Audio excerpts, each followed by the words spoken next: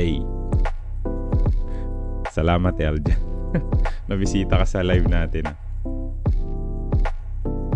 Hello, good evening, Jerome. Yan. Hello sa inyong lahat ulit. At ang napili kong topic tonight for today's video to share to everyone na surprisingly common itong habit na to na yes person habit. I think the reason is hindi siya ganun ka-clear kung bakit siya common para sa ating lahat is hindi siya ganun ka-clear if masamang habit ba siya totally or hindi talaga at all. It becomes a dilemma for us until we realize na medyo choking pala yung habit na ito. So let me start with the story of Shazeb. Co-founder siya ng isang handicrafts company from India. Nakuha ko yung story niya from Quora. He's just a normal guy katulad natin. Hindi siya lumaki sa marangyang buhay at family, so kailangan niya mag-strive sa pangarap niya. Parang typical na story lang natin. So after niya makagraduate from college, he's really looking forward for a good life in the corporate world. He had an idea na kung magiging mabuting tao siya at mag-a-agree siya sa lahat ng sasabihin ng tao sa paligid niya, then he will earn the respect of everyone. Mas magugustuhan siya ng mga tao sa paligid niya and possibly mamumuhay daw siya ng problem-free life. Siyempre, wala kang problema kahit kanino, wala kang kaaway, good terms ka with others. So, para kang namumuhay harmoniously with everyone, di ba? So, yun yung naisip niyang idea. So, every time na sasabihin siya ng boss niya na pumasok ng maaga, ang sagot niya, yes, boss. Hindi ka muna pwede mag-break today kasi habulin natin yung report this afternoon. Ang sagot niya, yes, boss. Kapag may makikiso yung relative to pay the bill for this month kasi short daw sila, ang sagot niya, yes, tita. Kapag ipapahatid yung anak ng kapatid niya to school, yes, ate. And even pakikisuyo daw ng mga kaibigan, nag-start pa isa-isa lang hanggang naging madalas na daw. However, living in that way for a couple of years, he started missing happy hours kasama ang parents niya or family gathering. Because he was overloaded with work and can't even reach home on time. Instead, pagod at saka drained daw yung feeling niya. Doon nag-start na kainisan niya yung trabaho niya, pati mga tao sa paligid niya, pati yung buong buhay niya. It's like nagiging superhero daw siya para sa ibang tao kasi basically pinoprovide niya yung kailangan ng tao sa paligid niya. Until he realized being a yes person means being a slave to other people. It made him stressful and depressed. He tried evaluating kung sino yung problema talaga sa buhay niya. Sinong dapat sisihin sa situation na nandyan siya ngayon. Ang tagal niyang nag-isip-isip and he came into a conclusion na ang tunay na problema daw niya yung sarili niya. He lost his own control, got addicted to please everyone, no matter the cost, and it wasn't really other people's mistake. It was him all along. So most of us, in one way or another, have already experienced this. Or maybe hanggang ngayon, nasa kalagitnaan ka pa din ng yes person habit mo. And this habit can manifest in every possible way that we can think of. Sa trabaho, where everything na ipapasuyo sa atin ng boss natin, tatanggapin natin or gagawin natin. Katulad ni Shazeb. Ang nakakalungkot ay madami pa tayong pending pero wala tayong natatapos kasi padagdag lang ng padagdag yung trabaho. You can say no. Pwede mo sabihin sa akin na no, Wency, you don't understand. Kung di ko tatanggapin at gagawin yung pinapasuyo sa akin ng boss ko, I'll be dead. Worst case scenario, tatanggalin ako sa trabaho. Well, okay. Then, it's just a matter of choosing the way you die. Kasi sa sobrang dami mong load, mawawalan ka na ng time na magpahinga ng maayos. Araw-araw ko nag-overtime. Ang nakakalungkot, di naman bayad yung OT mo. Real talk yun. Wala kang natatapos, wala kang tulog, wala kang kain na maayos. Kahit lunch break, gumagawa ka para lang ma-meet yung ends mo. Di ba parang another way din siya ng pagkamatay, yung overwork at saka overfatigue. Ang mahirap pa dyan, dahil nakita ng ibang kawork mo na maaasahan ka, na yes ka lang ng yes palagi sa ipapakiusap sa'yo ng boss, kahit trabaho nila, ipapasa din nila sa'yo. Aabusuhin din. Lalo na yung mga senior sa trabaho. I can understand na kailangan irespeto yung mga seniors pero what I can't understand is the way they pass the work to newbies hanggang mag-overload sila. Habang sila, hayahay lang naman yung mga senior na yun. The company is paying for you both. Mas malaki pa nga yung sahod ng mga senior di ba? Kasi tenured sila. Pero being a senior is not a license para i-abuse yung mga junior or baguhan sa trabaho. If gusto nila talagang masanay sa bilis ng paggawa or sa proseso ng ginagawang trabaho at sa pagde-decide, then itrain ng maayos. Pakita yung pamamaraan sana. Hindi yung ipapasa na lang sa kanila lahat ng trabaho tas bahala na silang matuto. So, hindi po ako galit ha. Wala rin ako sama ng loob sa mga senior ko sa work. Grateful ako sa kanila. Kahit sa mga past jobs ko pa, lagi silang nandyan to assist me. Lalo na kapag may failure ako nagawa, nandyan sila to comfort and remind me na hindi maiwasan yung mga ganong klaseng mistakes sa trabaho. Pero, ayun, swerte nga ako na yung mga senior ko at boss ko, hindi katulad ng mga nabanggit ko kanina. So, another manifestation nito ay parang sa mga estudyante. Yan, kaway-kaway sa mga naging kaklase ko dyan nung high school. Dito si Brian. Hello. Shoutout kay Buboy. Hindi nanonood si Buboy dito. Busy si Buboy. Ayan. So, another manifestation nito para sa mga estudyante. Hindi ko alam kung may nanonood ditong students ha. Pero may mga time na gusto nating magbida-bida sa room kay teacher. May pag-close kay teacher. Tusan ng ganito, tusan ng ganyan. Anak, bili mo nga ako ng ulam tsaka kanin dyan sa may Lakay Bulaluhan. Ikaw naman, bida-bida, syempre bibili ka. Patakbo ka pa nga bumibili, di ba? Kasi akala mo kilala ka ng teacher, tapos pagbalik mo, sabihin sa'yo, salamat iho. Hindi pala niya kilala, tinawag ka lang niya na iho. Naalala ko nung high school, nautusan ako bumili ng ulam. Syempre, tumatakbo ka, kamadali ko. Nung pabalik na ako, nadapa ako, yung pinabili niyang ulam ay bulalo. Di, plastic lang naman yung lagayan sa atin, di ba, ng ulam sa bulalo. Nabutas. Natapon siya. So, yung kanin safe naman. Wala naman nangyari sa kanin. Pero wala akong choice kundi bumili ulit nung panibagong order ng bulalo gamit yung baon ko. Pagbalik ko doon sa teacher ko, sobrang dumi ng uniform ko. Sinabi ko na lang, nadapa ako, pero naiangat ko yung kamay ko para safe naman yung pagkain, hindi siya nadamay. Maraming ganong klase ng moments nung high school tayo. Like ikaw, pag-check ni teacher ng papers, ng buong klase nyo, in your quiz, syempre hindi tayo makahindi. Sino ba naman? Hindi ka sa teacher mo, di ba? Lalo na pag advisor mo yung nakisuyo sa'yo. Or magpadala ng gamit sa faculty. Yan. Maraming scenarios na pwede nating maisip. Which is hindi ko alam sa panahon ngayon kung nangyayari pa. Kasi sobrang dami na nagbago ng setup ngayon sa high school tsaka elementary.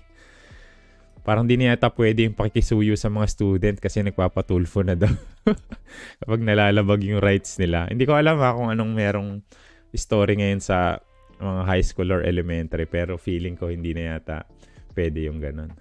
Miss ko na Watatap. Wala nang Watatap, wala na kaming tindahan.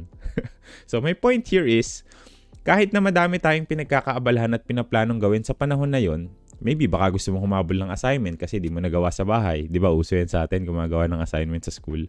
Plano mo siyang gawin during waiting period between classes. Pero bigla kang nautusan ng teacher mo kaya nasira yung plano mo. Di ka makahindi. Di ka na nakagawa ng assignment. O kaya nakaschedule kayo tumambay ng tropa mo sa bahay nila. O kaya mag-computer. Pero natawag ka bigla ni teacher na hilutin. O kaya tanggalan mo daw siya ng uban. Usang uso to noon. Hindi ko lang alam kung uso pa to ngayon ha. Babulahin ka pa ng teacher mo na uy, ang galing mo magtanggal ng uban na nakaka-relax. Siguro future mo talaga yung ganyan. So studying days pa lang nade-develop na yung pagiging yes person natin. And it also manifest po sa mag-asawa tsaka mag-partner.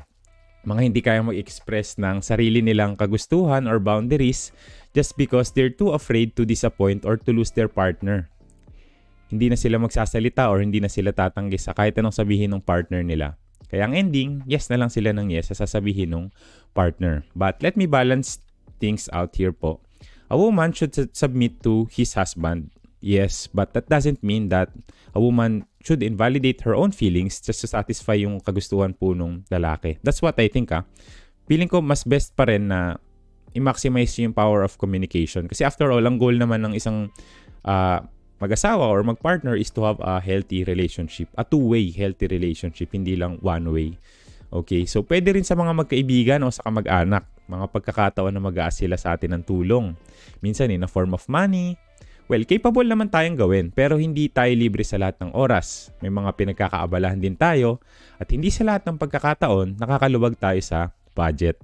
Tsaka may oras na may mga pagkakataong may pinag-iipunan din tayo, di ba? Pero dahil nga hindi tayo makahindi, hindi tayo makatanggi, na parang hiyang-hiya tayo kapag naiisip nating tanggihan sila, ang ending, tatanggap tayo ng pakisuyo. Mag-aabot tayo ng ganito, ng ganyan. Ang kaso, medyo mahirap na usapan kapag ka pera. lalo na between family and relatives. Kasi minsan yung hiram, nagiging thank you na lang. Siyempre, nakakahiya din naman talagang maningil, lalo na kapag sa relatives, di ba? Pero, okay lang naman tumanggap ng pakikisuyo. Pero kung madami kang kailangan at gusto kong tapusin, like trabaho, projects, may gusto kong ipunin, may gusto kong aralin, i-research, panoorin, kung ano mang gusto mong gawin, nako-compromise yun. Dahil nga, hindi mo na siya nagagawa kasi kada may ipapasuyo sila sa'yo, ginagawa mo agad. Para kang on-call technician. Ganun yung nagiging dating mo. So, pag-usapan natin, character break, grateful ako, Wensi, dahil sa'yo na. Ang tagal na niyang usapan na yan. So, punta tayo ngayon sa kung ano sinasabi ng science pagdating sa pagiging yes person or yung yes person habit. Ano ba talaga yung yes person habit na ito? So, in psychology side, isa daw itong ugali ng tao na umuo sa lahat ng sasabihin sa kanya ng ibang tao. Maybe in a form of pakikisuyo, pagtatanong, paghingi ng tulong, paghingi ng advice, pagtanggap ng trabaho, at marami pang iba. Ang tawag sa kanya globally ay pagiging yes man.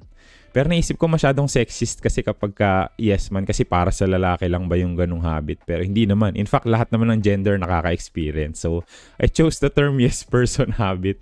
So, nagtry ako mag-research regarding sa maaaring pagmula ng ganitong habit. But sadly, wala akong makitang studies or surveys na ginawa para sa topic na to. Pero I have something in mind about possible root cause why people start to become a yes person. So, it's just an idea, so take it with a grain of salt. Unang-una, ang dahilan nito ay yung pagiging people pleaser po natin. Or someone who loves pleasing other people. Yan. Itong mga ganitong klase ng tao finds their happiness seeing people around them na nasasatisfy sa performance nila. Yung mga taong to yung hindi makatanggi at laging yes ang sagot kapag may ipapasuyo yung utos ng iba kasi they see these moments as opportunity para ma-please yung mga tao na yon. Kung sa trabaho, i-please yung manager or boss natin, yung mga tinatawag nating sip-sip. Sa school, i-please yung teacher, ang tawag din doon, sip-sip daw. Sa kamag-anak naman, tsaka sa friends, marami. Kahit sa ang circle na kinabibilangan natin. So, malalim daw yung pwedeng pagmula ng pagiging people pleaser. Maaaring galing sa family pa, like someone grew in a loveless and not so caring family where they had to do their best para lang mapansin or makatanggap ng papuri sa mga parents, or they have to listen to everything na gustong ng parents nila para sa kanila. Kasi kahit di naman nila gusto, kasi ayaw nilang ma-disappoint yung parents nila sa performance nila. Kaya kahit sa course sa college, sa magulang pa nanggagaling, hindi pwedeng mamili ng sarili. Hindi mo lang naitanong ba kung ano yung gusto mong course na kunin. Nakakalungkot pero may mga ganun talagang pagkakataon. Pangalawa, inferiority complex. Yan. Ito naman yung mga taong sobrang baba ng self-esteem. In a way na iniisip nila palagi na they are underperforming, na deserve nilang maging utusan na lang. Mga taong walang confidence sa sarili. Naisip ko tong factor na to for having a yes person habit because people with this kind of mindset tend to accept anything na sabihin or ipagawa sa kanila ng ibang tao kasi at the back of their minds, they have lesser position. Parang utusan sila ng ibang tao. Hindi ito pagiging humble ah. Ang taong may humility, don't just accept everything given to them. Yung mga taong humble, iniisip pa rin nila kung ano yung dapat gawin. Tatanggapin ba to? I-consider nila iba't ibang bagay. Magkaka-conflict ba to with other things? Tsaka sila magpo-proceed on accepting the task. Pero ang pagkakaroon ng inferiority complex, talagang zero yung tiwala mo sa sarili mo. Kaya para sa'yo, mas okay na sundin na lang yung utos ng kahit na sino. Kahit hindi mo boss, kahit kapareho mo lang ng pwesto. Tanggap ka lang ng tanggap. Pangatlo, people who seek value from others. Ito nakakalungkot na side to ng mga tao. There are also cases that someone finds value from praises of other people. This is like people pleaser, but this one is more fond of the idea that they are being valued by someone na pumupuri sa kanila. Let me give you a clear illustration. Sample lang to. In a work setup, you have lots on your plate. May 3 project ka na hinahawakan which is deadline na next week. Manageable naman siya sa palagay mo. Basta mapagpafokusan mo siya for the rest of the days. Pero yung manager mong magaling added something on your plate in a sneakiest way. Sabi niya, "Uy, Wensi, how's the remaining project doing?" Sasagot ka, malapit-lapit na ang deadline pero mamimit naman sir. All good in the hood. That's great, that's great. Good to hear. As expected sa aking nag-iisang maaasahan na bata. Sir, mag-isa lang naman talaga ako dito eh. Di ba nga ikaw yung nag-hire? Di ba nga hindi kayo nag-hire ng bagong position kasi sabi nyo sa company kaya natin itong i-handle kahit dalawa lang tayo. Sasagot yung manager mo sa'yo, oo, kaya nga sabi ko nag-iisa ka lang eh. By the way, I have a report with the VP and COO the day after tomorrow. So please take care sa mga slides na gagamitin ko for the meeting.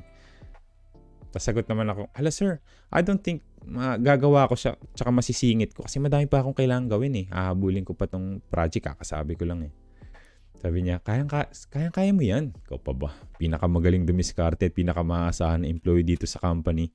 Posibleng di mo makayanan yan. Maliit na bagay, sir. Sige, papasa ko bukas. Mabilis ka usap.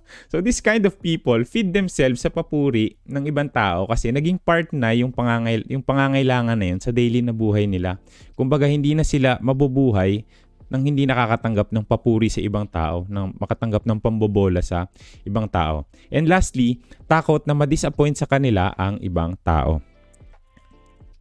Kaya may mga tao na may mga pagkakataon sa atin na hindi tayo makapagsabi ng no or tumanggi sa ibang tao is because nakakondisyon sa utak natin na maniwala sa negative consequences na pwedeng idulot nun. Mga advanced thinkers. Kung yung term na ginamit ko last episode, mga bad delulus. Siguro lumaki tayo sa motto na seize every opportunity. Kaya kada dumadating sa ating ipapagawa, ipapakiusap, tatanggapin na lang natin. But a wise person knows how to choose which opportunity to seize and which can be given up. He knows how to prioritize. Pwede din yung takot na ma-reject or ma-disapprove ng ibang tao. Meron din ako naisip na illustration pero kung naalala nyo dati, yung mga away ng mga batang lalaki noon, di ba? Maraming taga-sulsul sa likod. Kunyari, may hindi kayo napagkaunawa ng tropa mo, yung mga tao sa likod, hawakan mo nga sa tenga, di kaya, bading. Yan aamba na, sasapak na yan. Diba? Good old days. Sa ganung pagkakataon, hindi naman talaga sasapak yung isa sa kanila dahil sa galit or out of gustong sapakin yung lalaki, yung nakaalitan niya. 90% of the reason nila is out of sulsol and takot ng disapproval galing sa tropa. Na baka pag hindi niya tinuloy na sumapak doon sa kaaway niya, tapos nag-usap-usap sila after nun, asarin siya ng tropa niya na bading, takot pumalag. Diba? Yun yung mga factor na nangyayari sa atin kung bakit natatakot tayong magsabi ng no sa ibang tao. So ano yung mga posibleng effect ng pagiging yes person or clinging to the habit of yes person. So, pag-usapan naman natin kung ano yung mga problemang pwede nating kaharapin living with this habit. So, ano-ano yung mga pwedeng maapektuhan sa buhay natin sa pang-araw-araw at potential future. Sa totoo lang, sobrang dami kong nakita na bagay na pwede nating, na dapat iwasan na like katulad nitong not so healthy habit na ito sa ating buhay. Pero one sentence that can summarize it all is, hirap na nga tayong i-manage ang sarili nating time, gawin yung mga plano natin sa buhay, at mag-effort to improve our skills or life, hindi pa tayo marunong tumanggi sa mga pakikiusap sa atin ng ibang tao. I think that phrase summarize it all na kailangan talaga nating i-overcome yung habit na to. Sa palagay ko, ito yung worst combination na pwedeng magkaroon ng isang tao sa character niya. Ang pagiging yes person at saka yung procrastinator at the same time. So, sa mga hindi nakakaalam, yung procrastination po is a way of handling things inappropriately. So, by telling yourself na it's still okay na magayahay, malayo pa naman yung deadline, until you find yourself one day near the deadline, nagkakram ka na para matapos yung task mo. And in the end, natapos mo siya pero half-baked output lang yung nagawa mo kung tawagin. So, if you have time, I highly suggest panoorin nyo yung video ni Tim Urban sa TED Talk. Ang title nun is Inside the Mind of Procrastinator. It's a high-level speaking where he received standing ovation for a couple of minutes. And sa sobrang liwanag nung pagkaka-explain niya, kahit na yung elementary, magigets kung ano ibig sabihin ng procrastination and paano yung nakaka-apekto sa buhay natin. So, hindi ka magda-doubt na yun yung pinaka-most viewed na video ng TED Talk sa buong YouTube history. So to give you a summary, sabi niya doon, lahat daw ng tao procrastinator. Walang hindi taong procrastinator. A non-procrastinator person does not exist. It's just that the level of discipline that separates one person from another is different. So everyone is a rational thinker daw sa umpisa. Kaya nating i-manage yung timeline natin kapag may deadline tayong i-meet. For example, research paper within 3 months deadline. I-divide natin yun per month. Sa simulang buwan, small effort lang. Sa pangalawang buwan, average effort. And for the last month, bibigyan na natin yung best effort natin. But, there's something inside of our mind na sinisira yung pagiging rational thinker natin. Someone that reminds us na okay lang magsayang ng oras sa hindi importanteng bagay kasi matagal pa naman yung deadline. Hanggang sa umabot na tayo sa huling buwan na wala pa tayong nauumpisahan. Then doon tayo magbubuhos ng all-out effort natin para gawin yon. But here's the good thing. May another someone na dadating sa isip natin to remind us sa mga consequences kapag hindi natin na-reach yung deadline. Like ipapaalala niya na masisira yung future natin pag di natin natapos yon. May thesis tayong kailangan gawin, di tayo makagraduate kapag hindi natin nagawa yon. Mga ganong klase ng papaalala para sa atin. Yun yung nagpipressure sa atin para pag-igihan natin yung paggawa ng research paper para habulin siya. Pero syempre, since minadali na natin yung research paper, expect mo na yung output natin is hindi ganun kaganda kasi konti lang ng time na nilaan natin eh. And lalabas ang panibagong problema. Sa utak ng isang procrastinator, lumalabas lang daw yung someone na nagpapaalala ng consequences sa kanya kapag may deadline or may mga tasks sa pinaplano nating gawin. Pero paano kaya kung yung mga pinaplano nating gawin sa buhay ay walang deadline? Meaning, wala nang magpipressure sa atin para asikasuhin siya. Ano-ano yung mga bagay na walang deadline? Yun yung mga bagay na gusto nating marating sa buhay. Like starting a business, buying a property, pursuing a position in a well-known company. Itong mga bagay na to sa totoo lang walang deadline eh. Anytime pwede natin gawin. So dahil nga procrastinator tayo, minamamaya natin siya hanggang sa hindi na natin nasimulan. Umabot na tayo ng mid-30s natin, yung plano natin ng 25 pa lang tayo, hindi pa natin na sisimulan. So imagine, procrastinator ka na, may yes person habit ka pa. So hindi na tayo nakapagsimula ng plano natin, tas patuloy pa tayo sa tanggap ng workload sa buhay natin, sa schedule natin. So yung initial plan to build a business, buy property, improve ang career, natatabunan kakatanggap ng mga maliliit na bagay na hindi naman mahalaga. And it keeps our time and attention occupied. That's the reason kaya ako siya nabanggit na worst combination siya in a person's character. Now, we might say na may mga pros naman yung pagiging yes person di ba? Like I can take every opportunities that I can. Lahat yun pwede kong makuha kasi tinatanggap ko lahat eh. Well, what I can say is, I like your optimism. Magandang mindset na gamitin yan, pero sa totoo lang, pag-usapan natin yung pros and cons ng yes person habit. Let me show you the bigger picture of being a yes person. May kinulik akong data around the internet about pros and cons of having this habit. So, unahin natin yung pros kasi mahilig tayong lokohin yung sarili natin. Unang-una, it can portray to us a very reliable image na reliable person tayo. So, para sa mga gustong maging Mr. Worldwide, Mr. Know-It-All, at kahit anong itanong or ipakiusap mo, maasahan daw palagi yung taong yes person. That's good. And it also demonstrate na we are always ready or we are born ready guy. Ito naman para sa mga taong on call, kahit sa mga bagay na hindi naman gano'n nagmamatter masyado, nakikilala sila as one call away guy. Kapag may kulang na member sa team, si Wency, pwede yan. Lagi namang available yun eh. Kapag magyaya ang tropa mag-chill, si Wency, tawagan mo. Wala namang ginagawa sa buhay yun eh. Pupunta agad yun for sure. Kapag may hindi maintindihan, si Wency, PM mo lang. Alam nun lahat eh. Parang ikaw yung laging tatawagin eh. Yun yung pros daw ng pagiging yes person.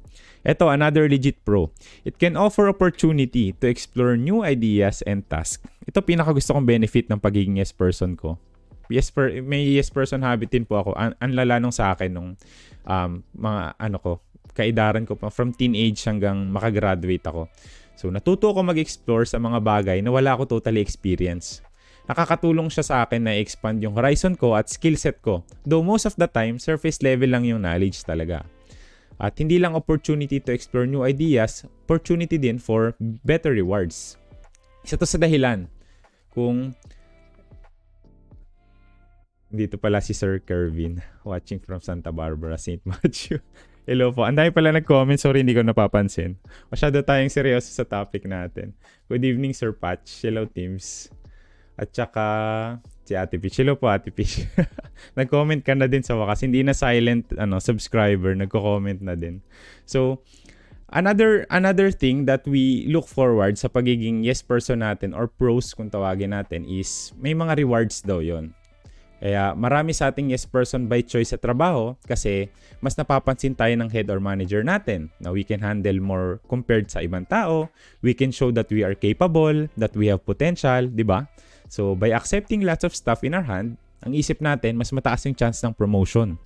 Mas mataas ang chance ng salary increase. Mas malaking opportunity. Parang sa raffle or lotto lang, more entries, more chances of winning. Pero napansin nyo ba, di bihira or wala pa yatang nanalo sa lotto na ang kwento, daily siyang tumataya ng 10 winning combination numbers pataas. Consistently Wala pa akong narinig na tumaya ng ganon sa lotto. Although may issue ngayon, nabasa ko lang sa news na naihain sa camera na meron daw winner 20 times daw siyang nanalo. I don't know kung may katotohanan yun or what. Pero tignan natin kung how will the case proceed. Kasi nasa Senate na siya So tignan natin. It's a little bit interesting story.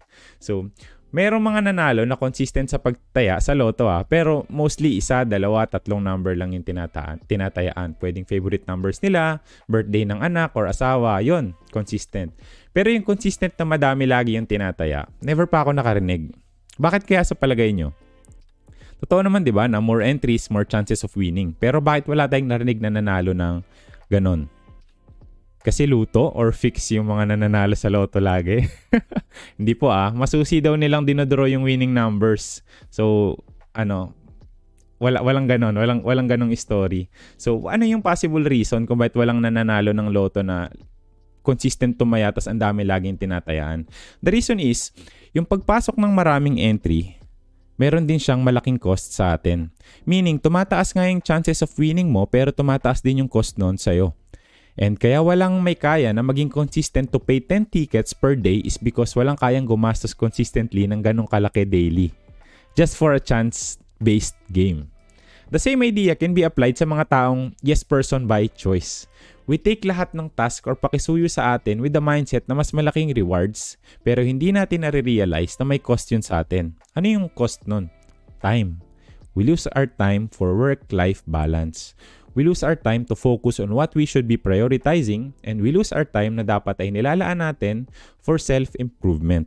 So ang ending, nabu-burn out tayo. Ang nakakalungkot pa, hindi tayo nagiging efficient sa mga tasks na binibigay sa atin. Imbis na ma-appreciate tayo, mas lalo tayong napapasama. Kasi in the end, ang hanap naman ng company, hindi naman yung kayang mag-handle ng maraming tasks ng sabay-sabay. Ang hanap nila yung kayang mag-prioritize ng task, maging efficient sa paggamit ng oras, at yung taong kayang mag-assess ng commitment niya. Kaya yun, lalo tayong nawawala sa candidacy of promotion. Hindi lang to applicable sa professionals, even for volunteers sa mga non-profit organizations like community groups o sa mga churches. Yan.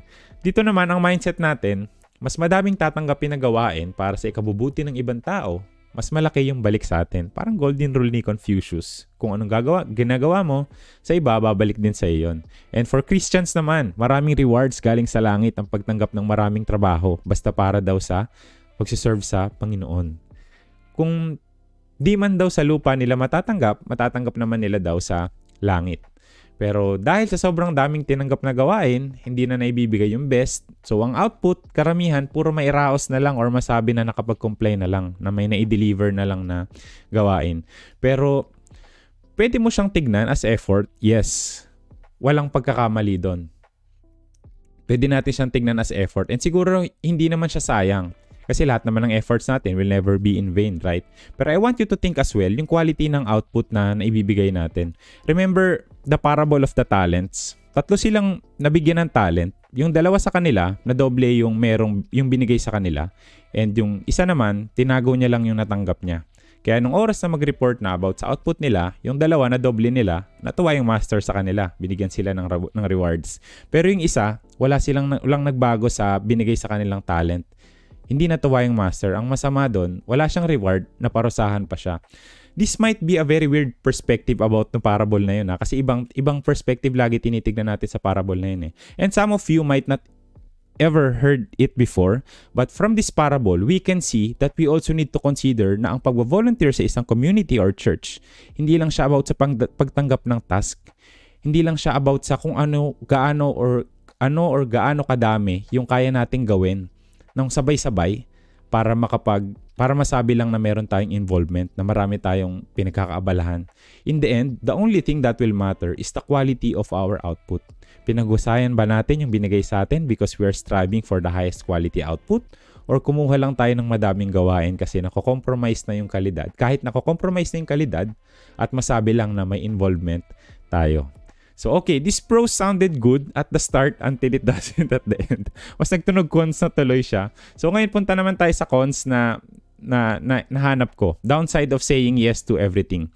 Unang-una sa listahan, nabanggit ko na kanina, we lose our time for ourselves by giving time helping others. May mga taong nagtitake advantage din kasi sa atin na ipipilit isiksik yung sarili nilang tas sa atin. Yung nabanggit ko nga kanina ng mga senior na panay utos, not thinking about our situation, pasa lang sila ng pasa. And kapag hindi tayo aware sa mga ganitong klaseng tao and hindi tayo naging sensitive sa mga motibo nila, that's where it all begins, na malulus na natin yung time natin. We start to bear yung burden ng sobrang taas na expectation ng mga tao sa paligid natin. The moment kasi na mapansin nilang tanggap lang tayo ng tanggap ng gawain sa kahit na ano, basta maipasa sa atin, at some point na nade-deliver pa rin natin, people will start to set expectation from us.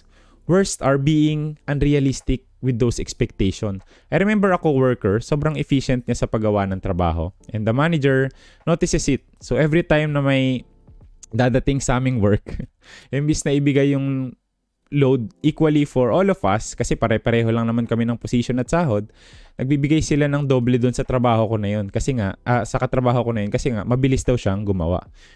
And without compromising the quality yung ng trabaho niya. So mukhang okay lang, kasi hindi nagko-complete nung guy na to kahit anong ibigay sa kanya. So sa umpisang tignan, okay lang sa kanya. Naging maasahan siya sa workplace.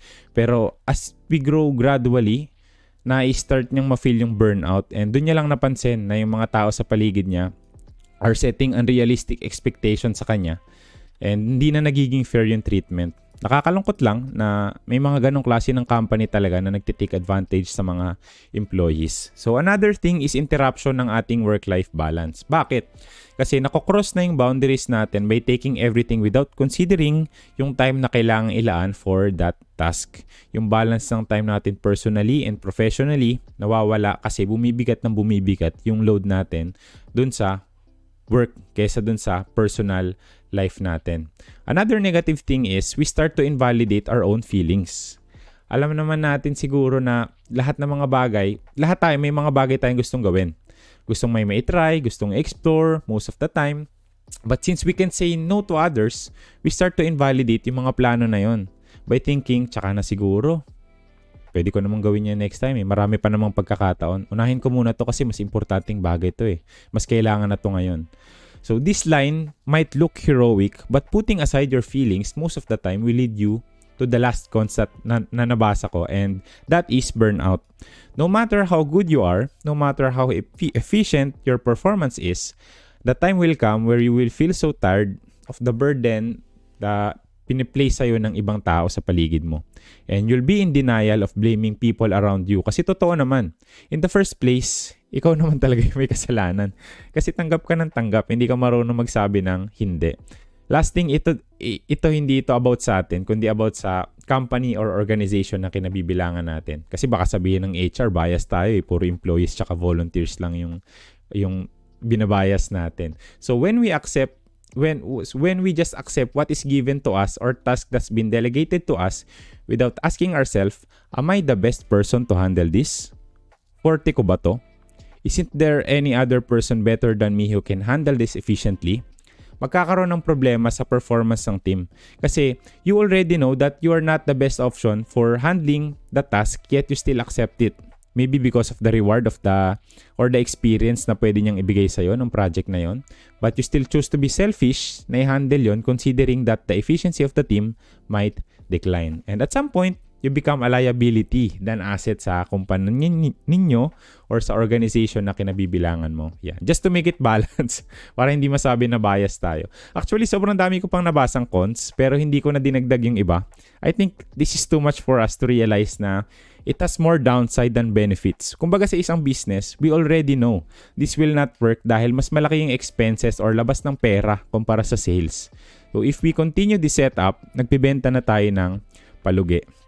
And now we can safely conclude na there's really a need to get rid sa yes person habit natin. So hindi naman yung okay, ayoko na maging yes person, magiging no person na ako mula ngayon. Lahat tatanggihan ko na. Hindi naman sa ganon. We still yes to certain things, lalo na for things that we can discern na may dalang magandang opportunity. Pero titigil na tayo sa pagtanggap sa lahat ng pagkakataon. Matututo na tayong mag-filter ng mga bagay ngayon. Ano lang yung worthy of accepting? Ano yung mga bagay na magdadala sa akin ng revenue more than sales? Ano yung makakatulong lang sa company or organization that will be more of an asset than a liability? So, I imagine this habit as ligaw na damoy na garden.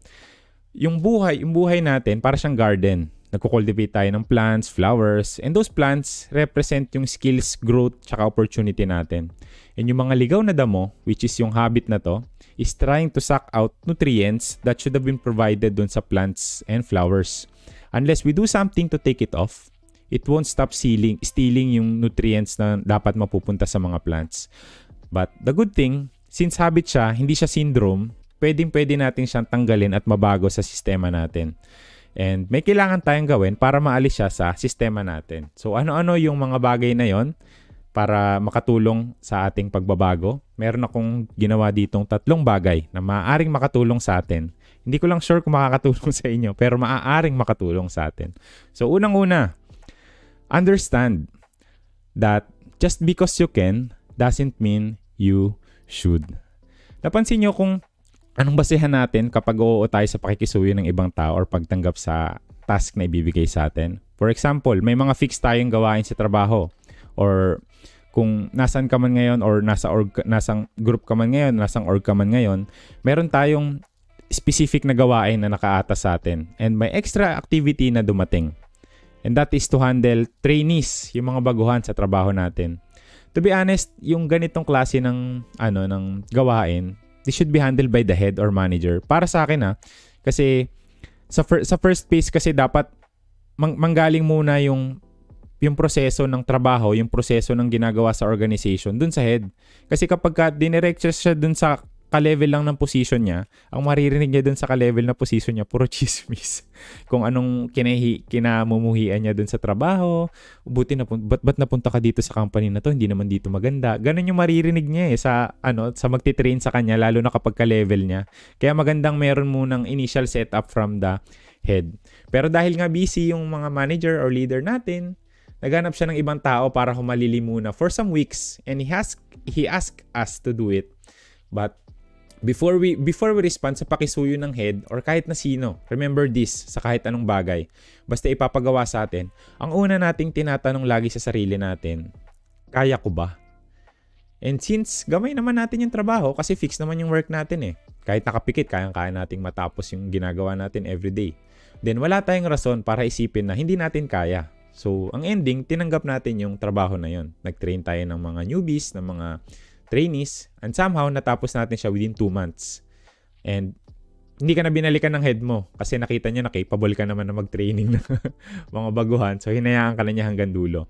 Dito napansin ng manager tumatanggap pala ng mga pinapakiusap ko tong taong to Try ko pa nga ng isa. So nakiusap na naman siya ng mga mag-handle ka ng extra activities, and since palagay mo kaya mo naman, nahiya ka din na tumanggi, tinanggap mo. And doon nag-start yung blooming phase ng journey ng pagiging yes person mo. Nag-mature ka na sa pagiging yes person. So, napansin nyo ba, saang part yung problema sa sistema ng example na binigay ko? Yes, very good. The problem is, in the moment na tinanong natin yung sarili natin kung kaya ba natin bago natin tanggapin. Bakit naging problema yung tanong na yun? Kasi tayong mga tao, lagi nating ina-assume na kaya naman nating gawin lahat ng bagay. Well, it's not bad sa lahat ng pagkakataon. I believe optimism is healthy but our optimistic side should not be applied and shown sa lahat ng aspeto na kinakaharap natin. May pagkakataon lang dapat na gamitin natin siya for needed scenarios. Kapag may pinagdadaanan, kapag nasa tight position, when everything seems hopeless, dapat doon lang natin siya ginagamit. The problem lies when we apply it on wrong circumstances. Yung partner mo, niloko ka ng harap-harapan, but since yung pagiging optimistic mo, in-apply mo doon, inisip mo na lang, hindi ako magagawang lokohin nun. Boy, best friend niya lang yung kasama niya nung nakaraan. O hindi. Sabi niya magpapa-change oil lang daw siya eh. Naniniwala ako, walang kasamang ibang babae yun. So, pwede din naman nakabaliktaran na optimistic tayo sa wrong decisions natin pero pagdating sa problema, nagiging pessimistic na tayo. Imbis na tulungan natin yung sarili natin to overcome challenges, doon tayo mas nagiging negative. Ano pa bang ilalaban ko sa buhay? Mamamatay din naman tayong lahat pagkatapos nitong mga pangyayaring to. Diba? Yung mga ganong klase ng tao. So, kung hindi ko dapat tanungin yung sarili ko ng kaya ko ba? In this scenario, ano ba dapat ang itanong natin sa sarili natin bago tayo tumanggap ng task, pakiusap, or trabaho? We should ask ourselves the same question, pero dugtungan dapat natin, kaya ko ba? Kung oo, then follow up with this question. Should I do it? Is there a need for me to do it? In this way, magsisimula tayong maging rational with our thinking and reasoning. Siguro mas okay na hindi ko to tanggapin. I can definitely do it. Yes, walang problema, magagawa ko tong bagay na to. But there are others that can do it better than me. Besides, rush task na to, and para sa akin, hindi ko forte yung mga rush task. Kasi I always take my time and do quality output in my work. Pero yung mga rush task, hindi ko kayang i-handle yung mga time-bound projects na ganyan ka-liit yung time frame. Or hindi ko na lang siya iti-take for now. Kaya ko naman siyang gawin pero magko-compromise yung time at kalidad ng may ibibigay ko sa project na to. Ang ganda pa naman ng simula ko dito. Baka masayang lang. I don't want to be a someone that delivers mid-level outputs. Or alam ko kaya kong gawin to eh. Pero baka masira yung momentum ng team. Masyado na akong madaming task para mapag-focusan ko pa to. It might cost na bumagsak yung quality ng output ng buong team kung ipipilit ko na ako mag-handle nito. So, I'll allow other people to handle this. 'Di ba? Naririnig niyo ba yung sarili niyo na thinking out loud with that question? It really sounded matured. Malaking tulong siya para sa atin na hindi lang tayo tatanggap dahil kaya natin. Tatanggap tayo kasi kaya natin pero is there a need? Should we do those things na pinapakiusap sa atin or hinihingan tayo ng tulong ng ibang tao? So number 2, stop seeking approval from others. Ginawa ko tong point na to para sa mga people pleasers talaga. Kasi malaki kasi yung portion ng mga yes person habit na side na nagsisik ng approval from other people. I don't know your specific reason maybe to show off kasi palagi mo napapansin na minamalit ka ng iba. Or maybe to be praised kasi you feel so good kapag pinupuri ka ng ibang tao. Or to be valued kasi baka hindi ka nakakaramdam ng pinapahalagaan ka ng ibang taong malalapit sa'yo. Kaya dito ka naghahanap ng value mo. Or maybe to show your potential kasi you think that you deserve a better place than you are currently in. So we all have specific reason of ours. But as long as we can admit it, na may kahinaan tayo sa pagiging people pleaser, then we are capable of removing it sa sistema natin. Ang mahirap kasi, existing siya, pero ikaw sa sarili mo, hindi mo alam na meron ka. Parang putok. Yung ibang tao, nababahuan na sa'yo, nababad trip na sa amoy mo. Pero ikaw, dinidedman mo lang kasi ang iniisip mo, normal lang yung amoy na yun kasi sariling amoy mo yung naaamoy mo. So, how do we know if we are people pleaser? Baka kasi akala natin, hindi tayo ganon, pero ayaw lang pala nating tanggapin. Or maybe, may natitira pa sa character natin na naghahanap ng approval from other. Andito na pala yung mga team BSB. Wala akong pinaparinggan lahat ng sample natin dito, free for all. Lahat pwedeng tamaan. Ang ingay pala dito sa comment section. Pa-shoutout po from Vancouver, Washington. Hello. Sana malamig dyan sa Washington ngayon. So, one of the effective ways para ma-evaluate mo kung people pleaser ka, some people don't appreciate it but sobrang makapangyarihan po yung ability ng tao na mag-self-evaluate. Dito natin mas nakikilala yung sarili natin. And maybe, you might not know but most successful people, kung hindi lahat has a regular self-evaluation sa routine po nila. And to understand ourselves better, always ask a question bago pa tayo mag-react or mag-respond. So inline sa topic natin, bago tayo tumanggap ng task or pakikisuyo ng iba, kahit meron pa tayong dapat gawin na mas importante, tanungin natin yung sarili natin, bakit ko ito tatanggapin? Anong purpose ng pagtanggap ko? And remember, be honest sa sagot mo Kasi, what? Very good. Niloloko ka na nga ng iba, pati ba naman sarili mo, lolokohin mo pa. So, kailangan nating maging honest sa sagot natin. So, kung ang sagot mo ay gusto mong magpakitang gilas, gusto mong ma-recognize yung ability mo, or gusto mong maging maaasahang tao sa paningin ng iba, congratulations. You are a certified people pleaser. Kung ang sagot mo naman, gusto ko gumaan ng dalahin ng iba kasi mukha silang nahihirapan, gusto ko lang saluhin yung gawain na yun, yung extra load na yun. Pero marami pa akong hawak Gusto ko lang talagang makatulong. Okay. Congratulations ulit. Ikaw ay certified na in denial people pleaser. At kung ang sagot mo naman, wala namang ibang may kayang gumawa nito kundi ako lang. Kung tutusin, masyadong medium performance sa mga tao dito sa office Ako lang talaga yung may kakayahan. And besides, babagsak din naman sa akin kasi for sure walang tatanggap nito. At ituturo lang din ako ng mga ibang tao dito. Sa akin lang lahat umaasa itong mga taong to Wow. Congratulations. You are a certified egoist, self-proclaimed top performer, people pleaser. Ganong kakagaling. Ang haba ng title mo. So now, ano ba ang dapat na sagot ng isang taong hindi nagsisik na ma-please yung tao sa paligid niya? Ang sagot po ay wala. Kasi in the first place, that person won't have any time to ask himself that question. He is too busy focusing and doing his best sa current load na meron siya. Kasi he knows the best way to help others or the org or the company is by finishing his output with a good quality, and from there, doon lang siya pwedeng tumulong sa iba. Alam niya na ang pagtanggap ng task out of nowhere to the point na nagko-compile na sa plate niya yung mga dapat niya gawin will just pull the performance of the team. So during one of my interview nung nag-apply ako ng work, hindi po dito sa sa ibang bansa, sa Philippines pa, I had the honor to be interviewed by the Vice President. I think part yun ng process nila to cut the gap between rank and file employees and high position staff. So, leadership and growth-oriented tong company na to. Sobrang ganda. Hindi ko mapaliwanag sa inyo pero sobrang competitive nitong company na to. Which is very nice and rare to see on some companies lalo na sa Pilipinas. They train everyone kung gusto lang nila to improve yung technical skills, people handling skills. Lahat yung libre They even collect data from the market kung magkano yung sahod ng current position. For example, ang position ng Technical Engineer 1, magkano yung niyan, average price yan sa market ngayon. Kasi pag nakita nilang mababa na yung binibigay nila sa'yo, iaangat nila yon. Bibigyan ka nila ng increase just because they saw the market na mataas na pala yung yung pricing ng ganon. Yun, i-increase ka nila. So, para hindi maiwasan din yung pag-alis ng mga tao. Kasi yun naman ang number one reason ng pag-alis ng mga tao Bukod sa toxic na environment, iniiwasan nila gusto nila pumunta sa mas malaki yung sahod. Kaya isa yun sa way para mapigilan nila yung pag-alis ng mga tao. So, very competitive company sila. Sayang lang, I had to leave them para dito sa pagpunta dito. But anyway, in-interview ako ng VP. Sobrang mild at kalmado ng boses niya. Hindi ka mapipressure tsaka kakabahan Ang tanong niya sa akin, there are cases here that you have to make reports for multiple events.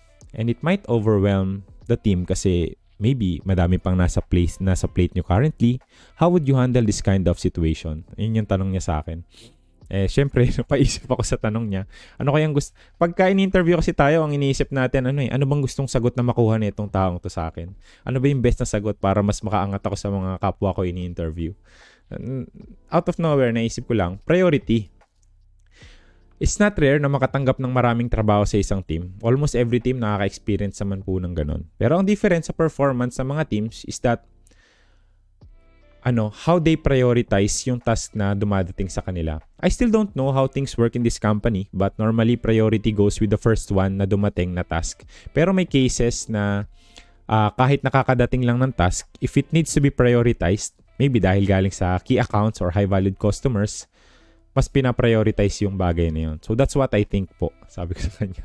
Ang sagot niya lang sa akin, yeah, cool, thank you. Tawagan ka na lang namin for further instructions. So di ko tuloy alam kung okay ba yung sagot ko or nabwisit siya doon. Ganun, sobrang kalmado kasi niya, hindi mo mahuhulaan yung niya, yung reaction niya based doon sa interview niyo. So to make the long story short, natanggap ako and it went all good.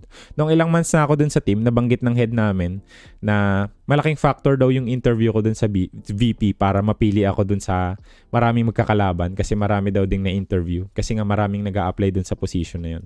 At least nalaman ko na nagbunga yung mga eme ko dun sa company na yun, di ba? So, other companies look for people who can prioritize the work and hindi sila nakatingin sa kung ano yung hahanapin na approval nila from other people sa trabaho nila. Kasi ang purpose ng pag-hire nila sa atin is to be efficient dun sa gagawin natin. So, I think that's what other companies think and that's what we should also aspire to be. To be someone who can prioritize and knows how to handle things efficiently.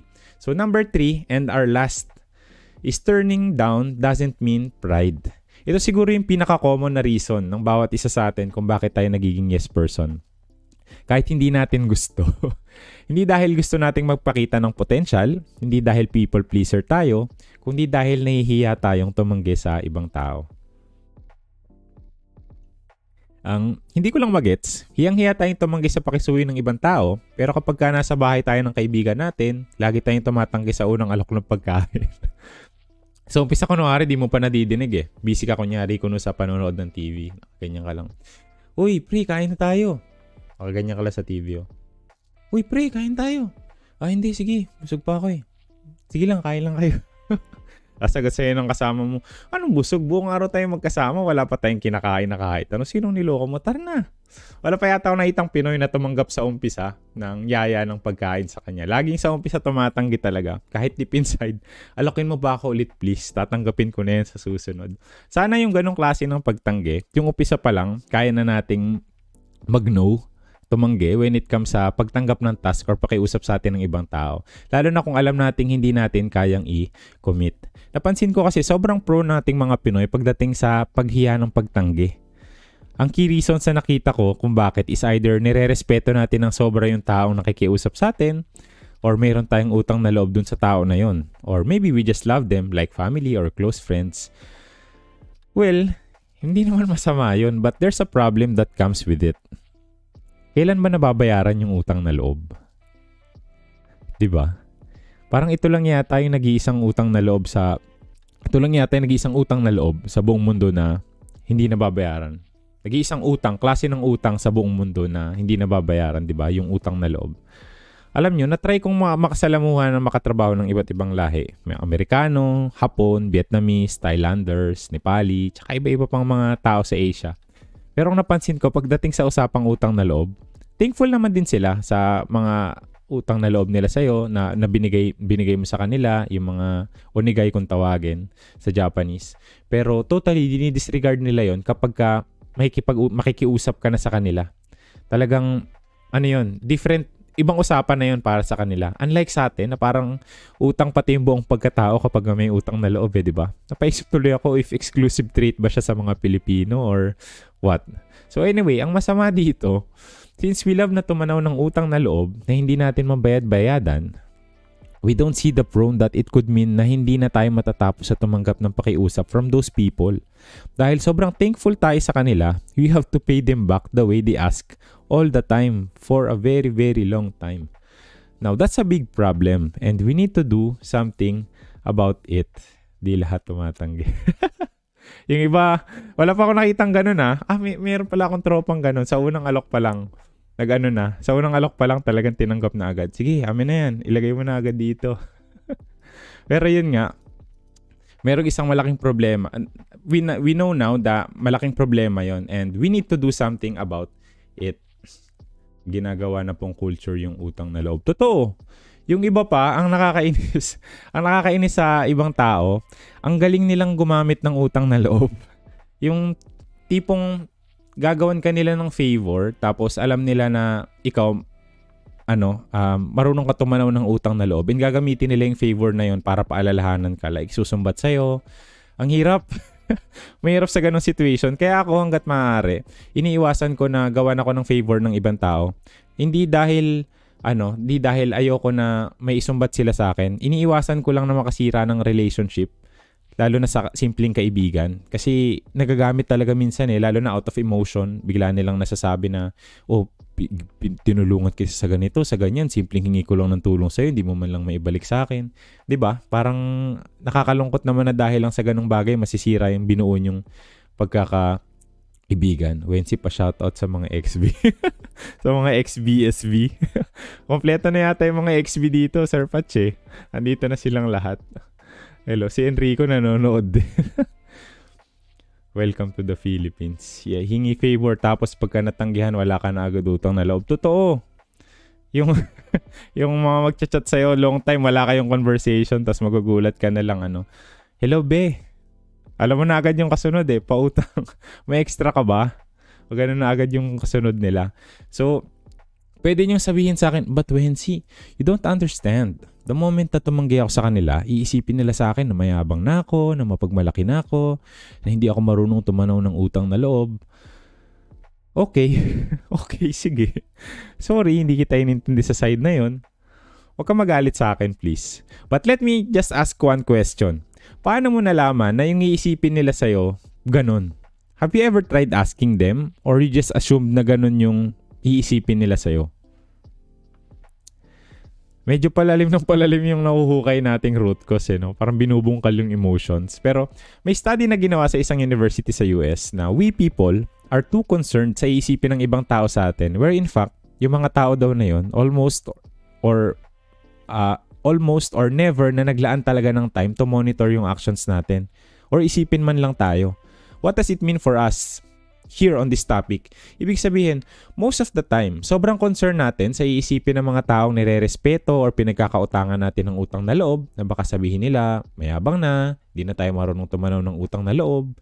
Pero there's a very high chance na yung mga taong yun, hindi naman ganun talaga yung iniisip. Baka nga the moment na tinanggap natin yung pakiusap nila, ang nasa isip nila, bakit kaya bait masyado ni Wensi? Parang never pa siyang tumanggi sa mga pakisuyo ko mula pa noon Ano bang meron? They might not have the slightest idea na ginagawa natin yon out of respect to them or as a form of gratitude para sa mga ginawa nilang mabuti sa atin. Habang tayo, ini-stress natin kakamanage yung mga gagawin natin kasi nagpatong-patong na, samahan pa ng mga slight na inis kasi bakit sa atin pa binigay yung task, sa atin pa bakit pinakiusap yung mga ganong gawain kahit ang dami namang ibang taong available.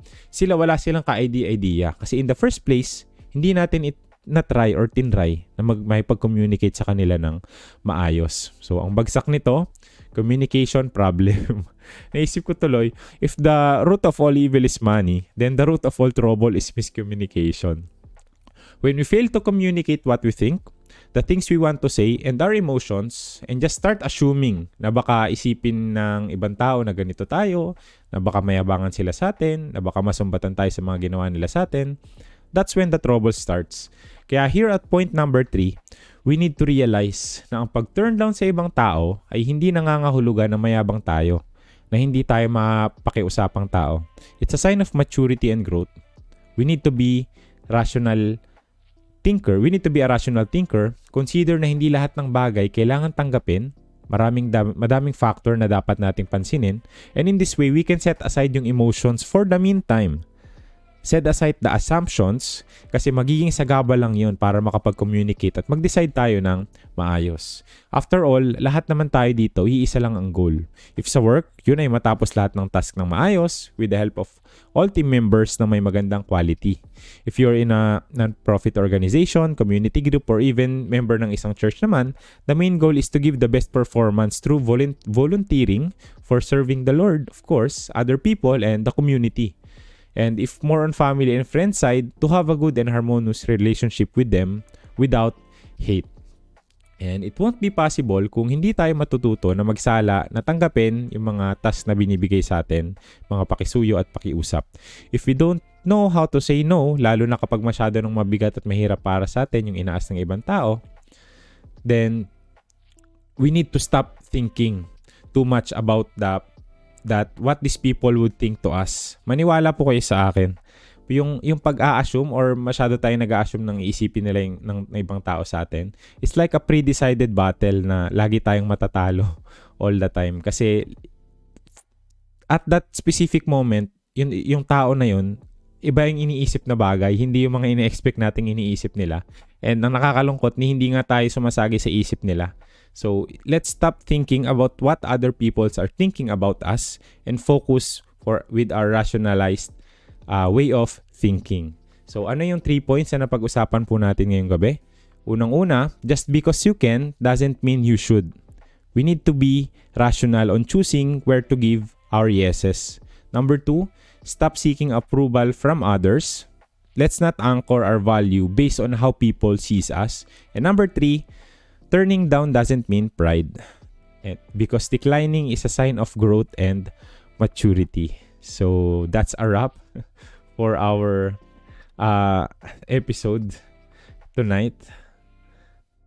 Mayabang. Hindi, napaka-humble ng taong yan. We help because we genuinely care. Hindi dahil para kapag tumulong ka, hindi na sila makakaintindi. Then we are not truly helping. Yes. Totoo. Totoo, mahal.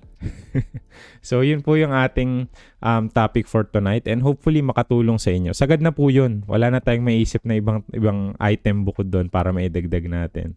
So, I think enough na yon for us to realize na kailangan nating ihinto yung habit na to. Intentionally. Bakit kailangan intentionally? Kasi ang tao, kapag hindi intentional yung pagsasabi ng pagbabago na gagawin niya, wala siyang nasisimulan.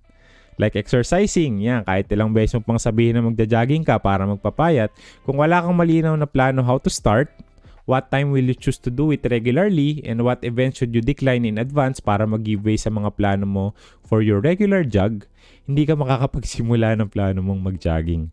Pwedeng makapag-start ka for a week, pero after that, mawawala din yung enthusiasm mo kasi hindi ka naging intentional sa pagplano mo.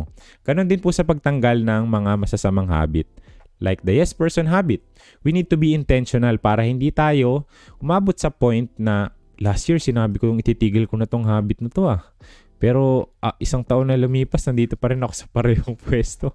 Yes person pa rin ako. So nakakalungkot na marinig yun galing sa atin. Naalala ko, kinaption ko yun sa profile picture ko nung nakaraang taon, that the biggest nightmare a person can have is to be on the same place where he was a year ago. So ibig sabihin, walang nagbago kahit konti man lang. Parang walang growth. So to avoid it, let's start to be intentional in changing and transforming ourselves, and start small but be consistent. Evaluate regularly and apply changes if necessary. Nag-rhyme yun So, yun. May pag-atake. Maraming salamat po sa mga sumama sa atin ngayong gabi. Thank you, Sir Patch. Thank you, Migo, sa pagsama hanggang sa dulo. Marami-rami ang comments natin tonight. Sorry, hindi ko nabasa all the time. Ang haba kasi ng sulat ko tungkol dito. Hindi ko din in-expect. Lampas isang oras na tayo. So, sorry for taking too much time from you. So, that's a wrap for today. I would like to apologize again sa sobrang haba ng tinake ko ng time. But I hope you enjoyed yung usapan natin tonight. At sana, nakapag-chill kayo kung nasa naman kayo. Baka hindi na naging chill kasi yung usapan natin. Naging pressure na pala bigla. Yan ang keyword, intentional. May na tayo, may take home na tayo na salita. Intentional. Maging intentional tayo. So, ito po si Wency. Titigil na natin kasi masyado nang mahaba yung oras. Maraming salamat ulit sa pagsama sa atin ngayong gabi. Again, thank you. Thank you so much. Pati sa mga nag-share at sa mga nag-comment. And kita-kits ulit tayo sa susunod nating episode. This is Wency na nagsasabing, only weak people seeks approval from others by pleasing them. So, yun lang po. Kita-kits ulit tayo sa susunod nating episode. And let's chill and talk about life. Did you like today's session? Let other people know by your react and comment to the video. Your insights on handling and overcoming this struggle through comments will also be appreciated. If you love this session, feel free to share the video and use the hashtag #ChillTalk that matters. Thanks for watching and see you next Wednesday.